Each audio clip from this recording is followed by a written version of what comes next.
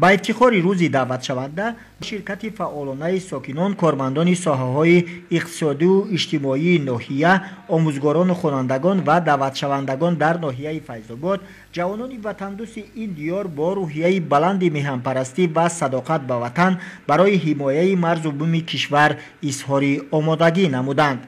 ابراز گردید که محض شجاعت و مردانگی چنین جوانمردان وطن دوست است که قوه و اقتدار مدافعوی مملکت در زمانی صاحب استقلالی تحکیم یافته امن و ثبات و حفظ مظفریت‌های کشور تامین می‌گردد. جوانان وطن دوست ناحیه فیض‌آباد بهر حمایت مرز و بوم کشور در صف قوه‌های مسلح مملکت خدمت نمودن را برای خویش شرف بزرگ می‌حسابند.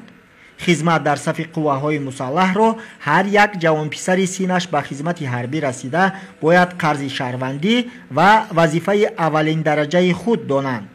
در چاره‌بینی ذکر کرده شد که برای به خدمت حربی جلب نمودن جوانان سهم پدر و مادران، آموزگاران و اهل جامعه بسا بزرگ است.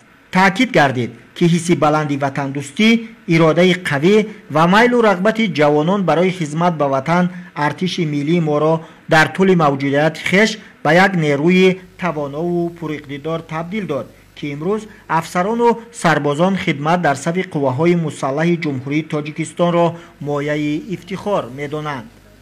حمایت نعمت‌های مقدس چون استقلالیت، امن و ثبات، آزادی، منفعت‌های ملی و دولتی وظیفه هر یک فردی با ننگ و ناموس، وطن دوست و وطن پرور و خودشناس و خودآگاه بوده جوان پسران خدمت در صف قوه‌های مسلح کشور را همچون نشانه عالی شرفمندی، مکتب متانت و مردانگی و دلیری و باهمتی به جا می‌آورند. خدمت در صف ارتش ملی برای جوانمردان ناحیه فیض‌آباد مکتب جسارت و مردانگی به حساب رفته باعث افتخار و شرفمندی است.